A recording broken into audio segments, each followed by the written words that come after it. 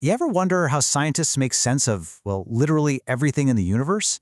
It all boiled down to a super powerful, but really simple sorting game. Today, we're going to learn the rules, and I promise by the end, you'll be able to classify just about anything. You ready to play? No, really, just think about that for a second. If you had to create a system to organize every single thing, the air you're breathing, the water you drink, the device in your hand right now, where would you even begin? It sounds like a massive task, right? Well, chemistry has an awesome, super logical answer. Okay, so before we can sort all this stuff, we need a name for it. And in science, all that stuff is called matter. The definition is as simple as it gets. If it has mass and it takes up space, it's matter. We're talking everything from a tiny little atom to a whole galaxy. It's all matter. And this right here, this is our game board. This flowchart is basically the exact roadmap scientists use to classify all that matter we were just talking about. It looks pretty simple, but it is incredibly powerful. So, let's make our first move, starting right at the top. So whenever you come across something new, this is the very first question you have to ask yourself. Is it uniform? Does it look exactly the same from top to bottom, or can you see all the different bits and pieces inside it? Just asking that one thing splits all matter into two huge groups right off the bat. And here are those two groups. If the answer is nope, I can see different parts, you've got a heterogeneous mixture. Just think of a salad. You can clearly see the lettuce, the tomatoes, the cucumbers. It's all mixed up.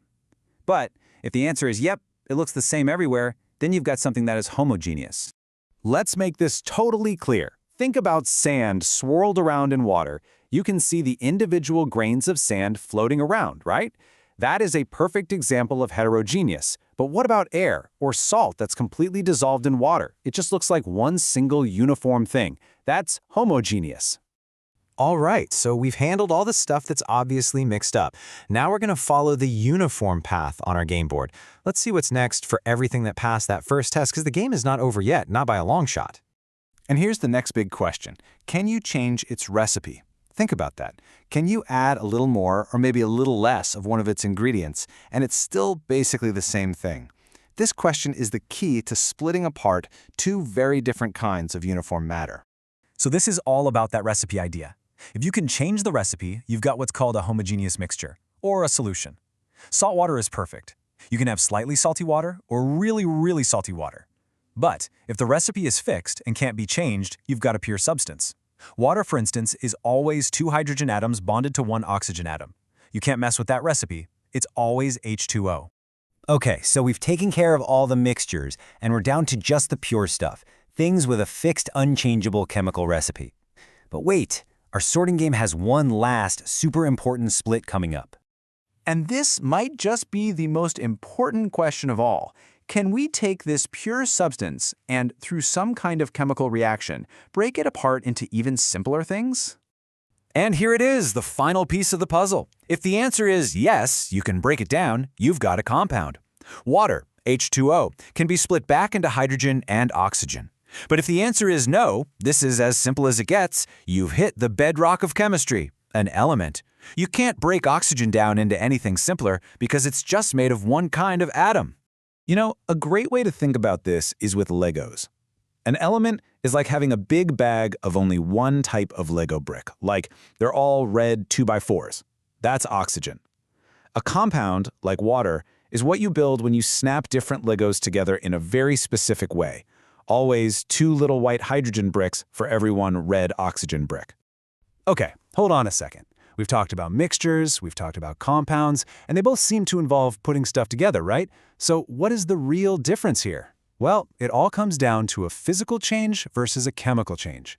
So check this out. Melting ice? That's what we call a physical change. You start with H2O molecules all locked up tight as a solid, and you end up with those same H2O molecules just flowing around as a liquid. But here's the key. They are still H2O molecules. Nothing new was made. This is just like making a mixture. But now, look at this. This is a chemical change, a full-blown chemical reaction. You start with two totally separate things, hydrogen gas and oxygen gas. When they react, they are completely transformed. They become something brand new, water. Their old identities are just gone. That is how you form a compound. All right, Let's zoom out for a second and look at the whole system in action.